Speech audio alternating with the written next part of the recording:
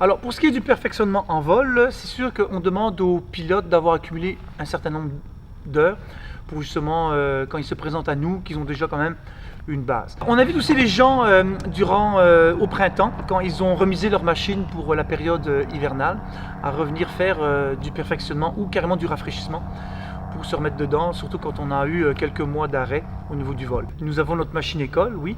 Pour la machine du client, il faut qu'elle soit quand même dans un état impeccable. Le perfectionnement, c'est tout simplement de voler dans des conditions un petit peu plus turbulentes.